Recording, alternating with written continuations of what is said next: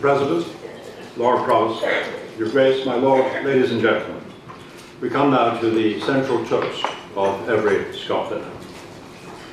Sir Max Hastings was educated at Charterhouse School and University College, Oxford, and then set off for a year in the United States as a Fellow of the World Press Institute, which is headquartered in Minneapolis.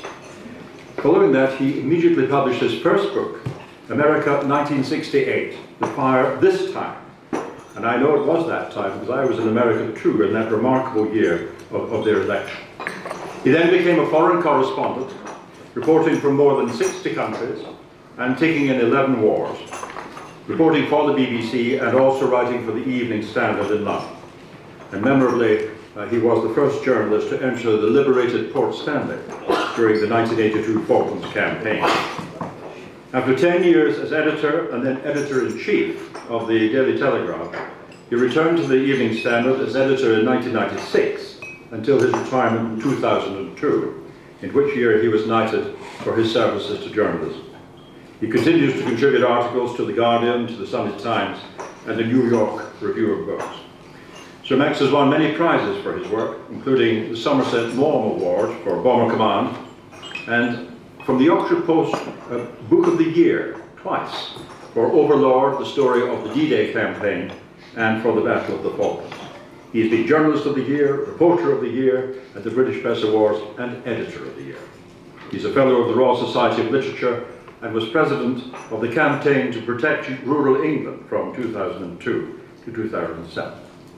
But that veritable shower of honours were but a preamble, a preface, a foreword for his achievement this year of the highest honour that British literature can bestow, his election as President of the Sir Walter Scott Foundation.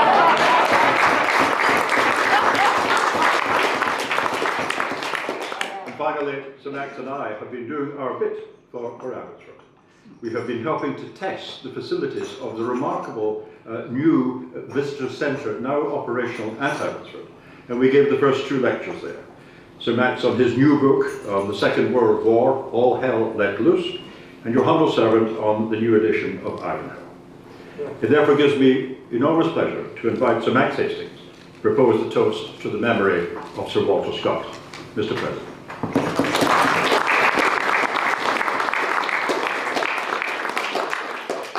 Mr. Chairman, Lord Provost, Your Grace, my Lord, ladies and gentlemen. I can't tell you what pleasure it gives me as a mere benighted Englishman to have the privilege of standing here tonight to sing a song about one of our greatest shared treasures, Walter Scott. An occasion such as this serves a real purpose. It contributes to rekindling a flame that is permitted to burn too low for too long. Our hero, for such indeed we think him to be, has become one of the most neglected of the major writers born into these islands. Much of his work is deemed too wordy for a new generation, which also flinches from his use of dialect. Foolish people dismiss his books as mere historical romances. I can only say that I just returned from a South American holiday where I found myself as entranced by the experience of rereading swathes of Scott on my Kindle as by any of the natural wonders we encountered. The scenes where Jeannie Deans tells her tragic tale to Queen Caroline, where Waverley visits the doomed Jacobite Fergus MacIver in Carlisle Castle before his execution, where Di Vernon, that most modern of heroines, sports with Frank Osbaldiston, reflect the very highest literary gifts. Some passages of Scott's dialogue are veritably Shakespearean in the magnificence of their sentiments as well as their writing. We can compare Scott's female characters with those of Dickens almost entirely to the advantage of our man.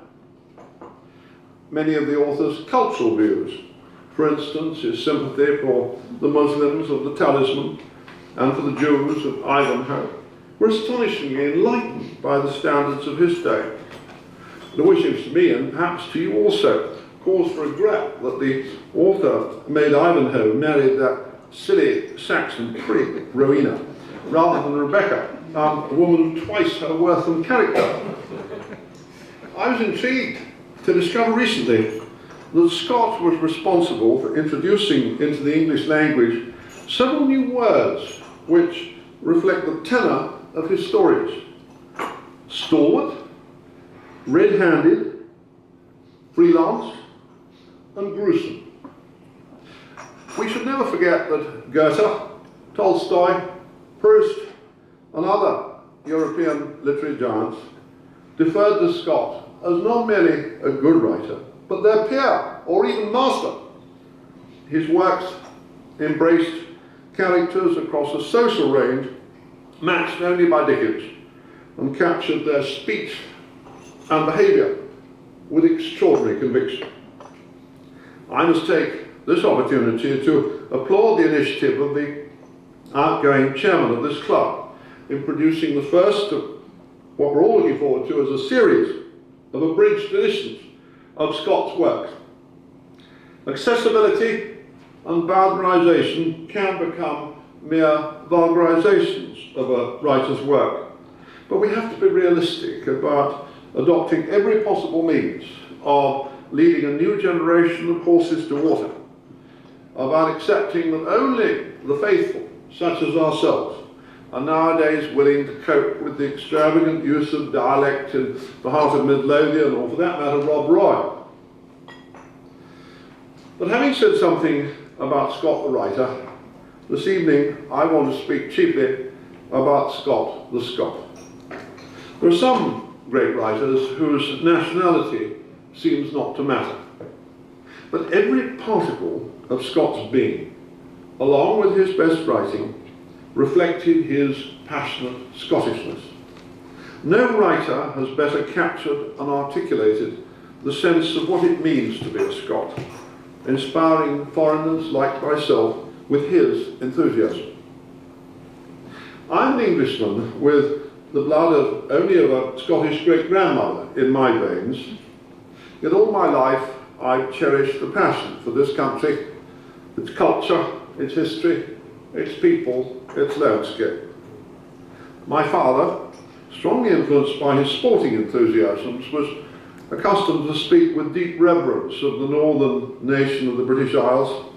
He called the Highlands God's country, a place where Englishmen were occasionally allowed to venture with rod and gun as a reward for exceptional merit. I've always loved the cadences of Scott's accents, almost as dearly as the skirl of the pipes.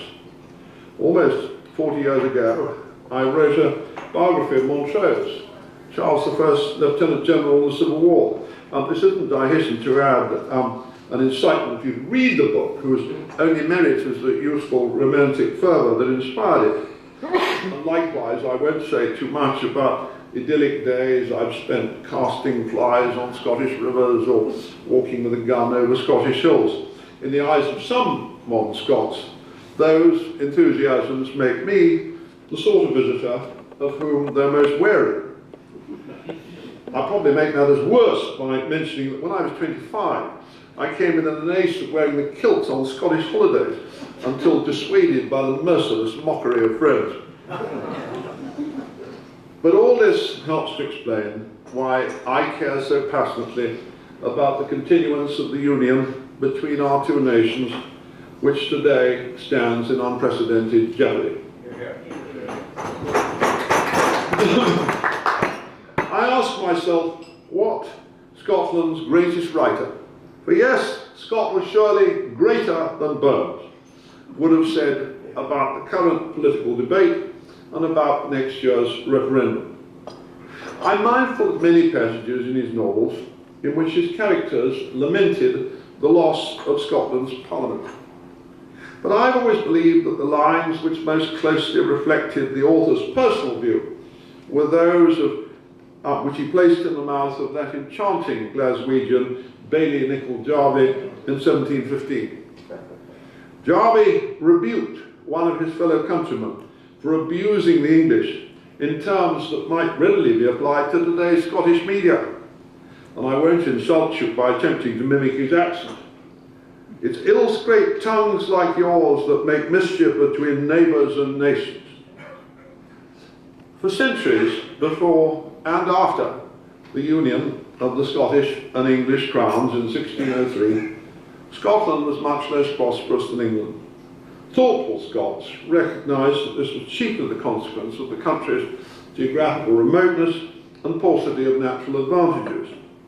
It's surprising to be reminded by such authoritative historians as T.C. Smout that few people at the time opposed or resented the settlement which abolished the Scottish Parliament and sent Scottish MPs for the first time to Westminster. Most lowland Scots welcomed the union. It offers Scotland access to a vastly bigger trading base, a common market with England. It made Britain the largest customs-free zone in Europe. The old Scottish Parliament possessed little power or influence in a society entirely dominated by the aristocratic grandees. Even those Scottish MPs who began to attend the House of Commons at Westminster showed themselves for many years subservient to the great Scottish peers and political managers of the day, such as Henry Dundas and the Campbells. Many Scots had wanted a parliamentary union ever since their own king took the English throne 100 years earlier. In 1707, they believed that the alternatives to union were commercial blockade, dynastic war, internal dissension. Here's Nicol Jarvie again. There's nothing so good on this side of time, but it might have been better. And that may be said of the Union. Now, since St. Mungo catched herring in the Clyde, what was ever like to guard us flourish like the sugar and tobacco trade? Will anybody tell me that and grumble at the treaty that opened us a road west away yonder? Smout has written of Scottish parliamentary independence. Its apparently irrevocable loss in 1707 was not nearly so important an event to contemporaries as it seems in retrospect to us. The Church of Scotland, the Scottish educational system, and the Scottish system of justice seem far more substantial proofs of national separateness than the old rubber-stamped Parliament. More than this, constitutional lawyers were at pains to emphasise that Scotland did not surrender its sovereignty to England in 1707. Rather, the two kingdoms amalgamated to form a new state. But whatever the literal truth of this proposition, in practice it was hard for Scots, with only 1/5 of England's population and 1/40 of its wealth, to escape subordination. And it was for this reason that I myself supported the introduction of a devolved Scottish Parliament before the event, and have continued to do so since, though many of my English Tory friends disagree. I would be the first to acknowledge that the resurgence of Scottish nationalism and the frank anti-English sentiments widespread today in the Central Belt have been stimulated, in part at least, by an English condescension which causes too many of my countrymen to treat Scotland as a marginal region rather than as the proud nation that it is. Walter Scott saw absolutely no contradiction between pride in Scottishness and pride in Britishness. He created in his works English characters no less convincing than the Scots ones. He revered many English monarchs no less than Scottish ones. To be sure, some of his Scottish contemporaries deplored his own deference to and friendship with grandees, both English and Scots, not least of the Clues, dare I say it in this company, and explicitly towards the king.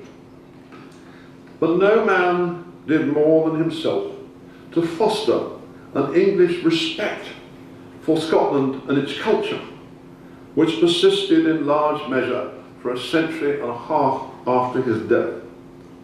I believe we can be confident that Scott would have no trouble whatsoever with the obsessive victimhood embraced by some modern nationalists, the preoccupation with past grievances rather than future prosperity and indeed economic survival, He himself created so many splendidly dynamic commercial characters that he would have been incredulous of the modern Scottish dependency culture, the dominance of the public sector.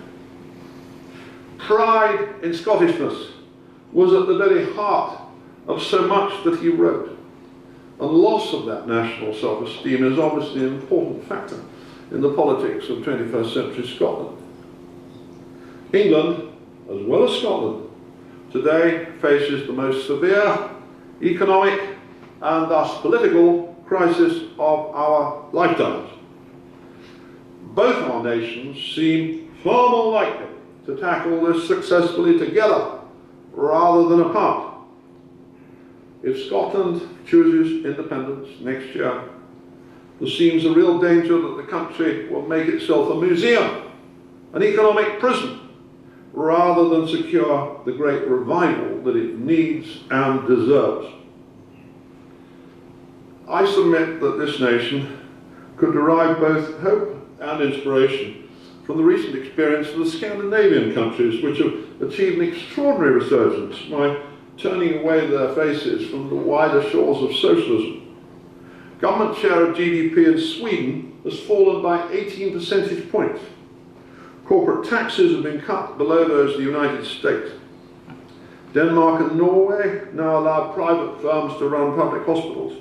Sweden has a universal system of school vouchers, with private for-profit schools competing with public schools, and Denmark has introduced something similar. The performance of all schools and hospitals is publicly measured. Free trading principles dominate, so that the Swedes allowed Saab to go bankrupt and the Chinese to take over Volvo. Denmark has made it much easier for employers to sack workers, merely providing generous support and training for the unemployed. The Scandinavian nations have almost entirely disowned the legacy of the 1970s and 1980s, when they were the most socialized countries in the world, and their prosperity and effectiveness as societies has been vastly increased by doing so. Walter Scott cherished a respect and indeed affection for entrepreneurialism in an age when Scottish commercial energy, originality and imagination were at their zenith. There is a desperate need today for a revival of such spirit, the lack of which cannot credibly be blamed on the English. It's unlikely there'll ever again be a time when Scotland and England cohabit in tranquility, as did the two nations in the palmy days of the 19th century. The future relationship will remain chronically restless and uneasy. The issue of Scottish independence will always be somewhere in the offing. Yet we've shared so much in the past and continue to share so much to this day for all our differences. There is absolutely nothing, and certainly not the link with England, to prevent Scotland from forging a future as a centre of 21st century excellence. It has no need to do, as the Scottish Parliament sometimes seems to wish, to nurture a reputation as a convalescent home for 20th century lost causes, socialism foremost among them. Opinion polls show the eagerness of many English people to be shed of what they see as the thankless economic burden of Scotland. But both our nations will be sorely diminished in the world, much more than any raw statistics would suggest, if the Northern Kingdom insists on going its own way. I remain optimistic, as perhaps you do, that while Scots will continue to flirt and dally with the joys of independence, to teeter on the brink, they will reject the final step because at root you're hard-headed pragmatists. The prize of sustaining the Union seems great enough to deserve on both sides of the border generosity of spirit, forbearance and goodwill to sustain a marriage which has meant so much to so many of us for so long, and may yet do so again in the future if wisdom prevails. I apologise if any of this offends any of this audience, and also for striking such a serious note on such a happy occasion as this one.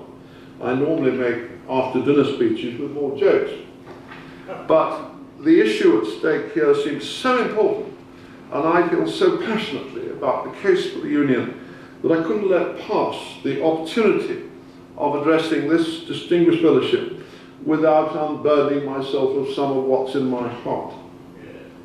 Let me conclude by returning to the great man that we are here to toast. I'm fortunate enough often to fish on the greatest of all Scottish rivers, Tweed. I never cease to be amazed that Walter Scott could have spent so much time on its banks and so little casting a fly into its streams and eddies. I won't venture to suggest that he was wasting his time by neglecting the salmon in favour of the pros, but those among you who are fishers will know what I'm thinking of. Abbotsford has now been miraculously restored, and I had the pleasure last autumn, as our chairman mentioned, of speaking in aid of the Trust at its new visitor centre. But the Abbotsford endowment still has got a long way to go to raise the £3 million that it needs. And I suspect that many of you will be happy to make a financial contribution to this great cause. I'm talking again there in September to help raise funds, and I know that the size of my audience will reflect the strength of the commitment to the Scot heritage among people who care about Scotland's culture rather than any great eagerness to hear what I shall say. Walter Scott brought vast happiness and inspiration to a host of his contemporary readers and did more than any other man in history to promote around the world curiosity about this great country and then respect and love for it. A revival of enthusiasm for the man and his work among his own people would be a good beginning to restoring it to its proper place in popular esteem elsewhere. Let's hear more Scots applauding their finest novelist with conviction, rather than disdaining him for the same reason that some look askance at that other remarkable writer, John Buchan, because they mistrust his enthusiasm for the English. But none of you need any reminding of Scott's virtues. We here tonight are fortunate enough to have gained boundless pleasure and profit from his peerless achievement. I was honoured to be invited to serve as this year's president of this distinguished club, and you've given me tonight an evening of pure delight in the company of fellow worshippers at the shrine. Thank you for your indulgence, and let us be assured that each year henceforth our numbers will multiply and Scott's glory will increase. Thank you very much.